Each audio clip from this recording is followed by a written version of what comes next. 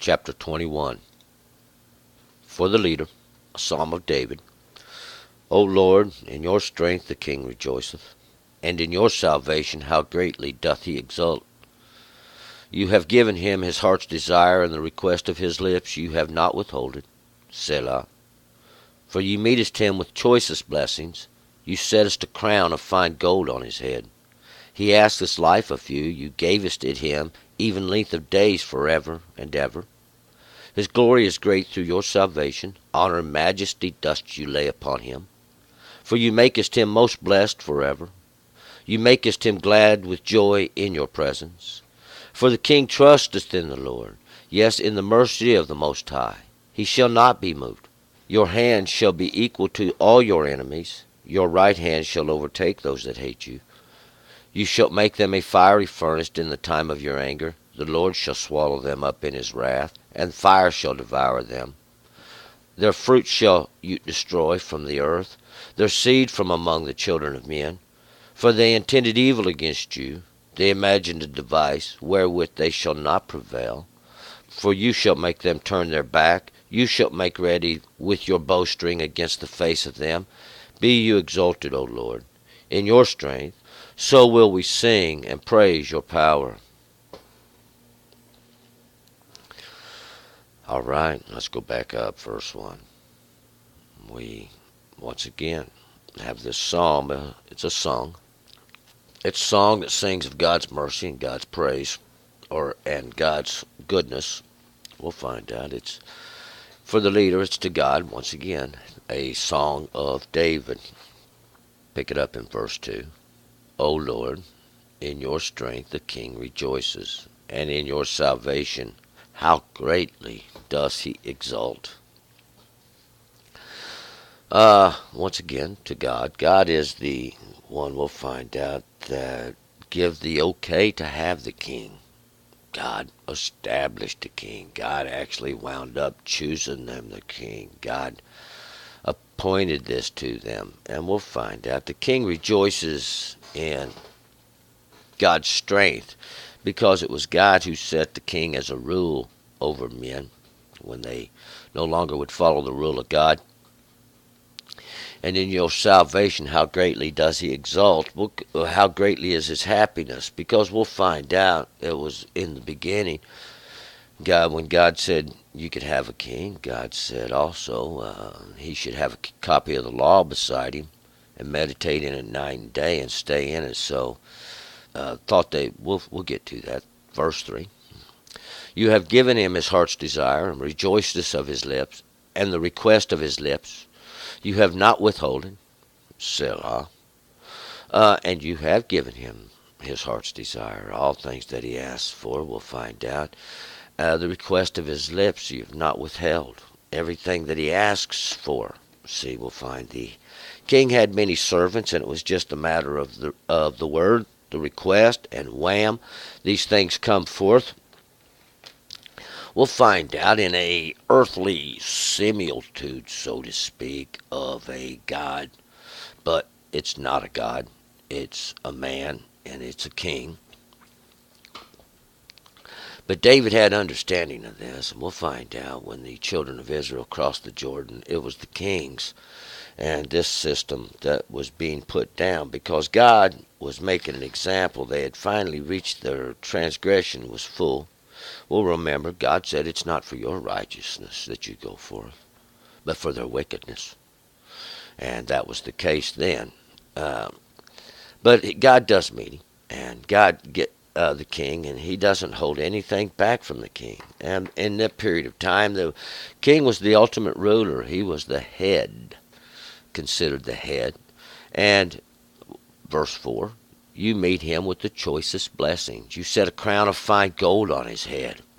And God does meet him with the choicest blessing. God confronts him with all these great things that God has bestowed upon the king, because God has set him in the seat. God gave him the position. And he set a crown of gold upon his head. And this crown of gold, see, that crown of gold is something that continues. It continues to go around. And it doesn't matter if you're just one of the little subjects compared to the king. we will use this similitude, a lesser subject, we'll find that this that continues to go around is the law.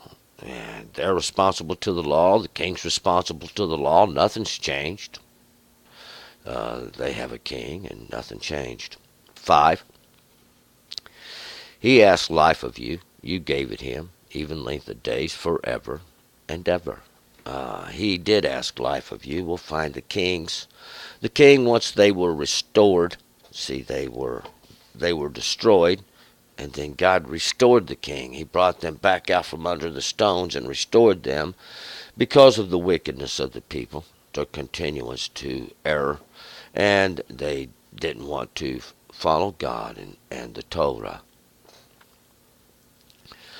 And he did give them the length of days. And the length of days is a great understanding, even, that would rest forever and ever. And it's a judgment of God. We'll find this out in the overall understanding of it. 6. His glory is great through your salvation. Honor and majesty dost you lay upon him. And his glory, his fame is great, we'll find out, through God's salvation. As long as the king does according to the law, as long as the king stays within God's understanding and has the like understanding to God, we'll find out the king does well. And we have these documentations through the book, and it's written in what we call the Book of Kings. We'll find out God laid this upon the king, and God was making an example of the king. God gave the king for a lesson. God gave the kings for a teaching to us, and that was to use. 7. For you make him most blessed forever. You make him glad with joy in your presence.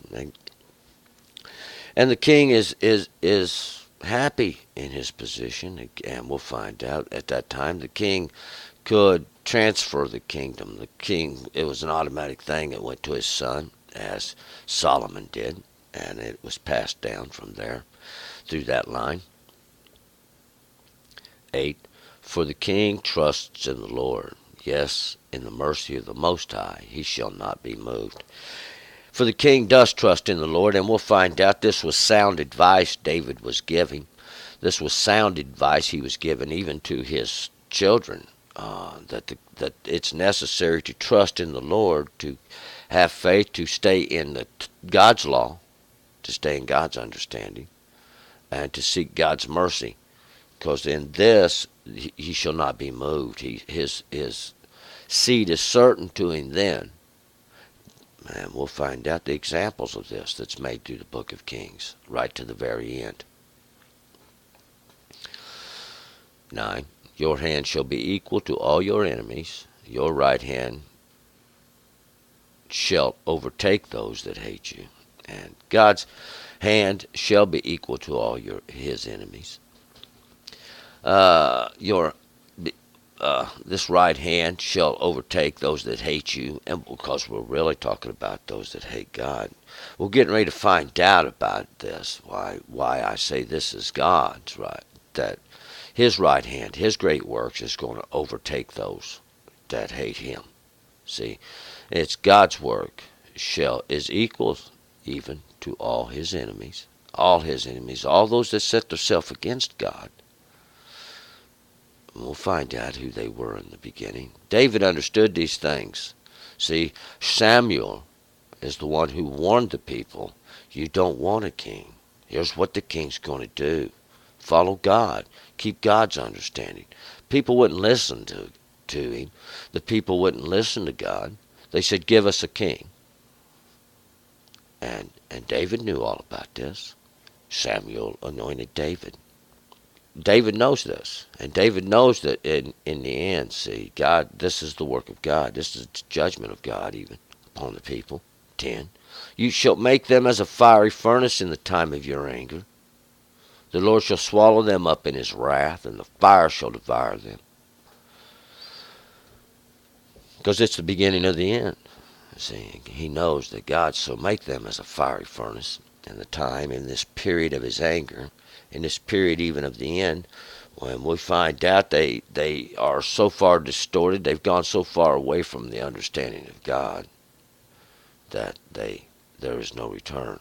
We'll find out this is when Joshua comes upon the scene. See, there's somebody coming, and that's those who are going to cross the river, so to speak.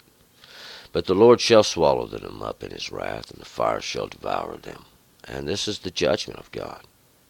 See, this is the judgment of God. It was the judgment in the beginning. When they crossed the river, this was the scene. 11. Their fruit shall you destroy from the earth, and their seed from among the children of men. Their fruit, that which they bear, you shall destroy from the earth. And that's from the flesh, from all things that are flesh, and their seed, that which comes forth from them, from among these children of men. The men. We'll find out those that come forth from men, these things that are born of men, and that's these understandings. 12. For they intended evil against you, they imagined a device wherewith they shall not prevail. For they intended evil against you, against God. That's who the evil was intended against. That's what the people were thinking when they said, give us a king. They thought they could get around the understanding of God. They thought they could get around the Torah. They said, give us a king. And they imagined this device against God. They thought they could make God of non-effect. But see, they shall not prevail. We'll find out, because the king himself knew these things. 13. For you shall make them turn their back. You shall make ready with your bowstrings against the face of them. For God shall make them turn their back. God, and this is to go backwards. See, this is to go backwards in their understanding, to go backwards in their, because that's what they do. They go backwards. They were this for much further down the road, and now they go backwards, back to this period, back to this time. Because see, that's how God works. It's just a circle. Keep going around and around and around. Lesson gets learned over and over and over. And God makes ready his bowstrings. This is which draws the bow. This is the truth going to come forth against the face of these things that are made plain by them. And this is the judgment of God we see in the earth. 14. Be you exalted, O Lord, in your strength.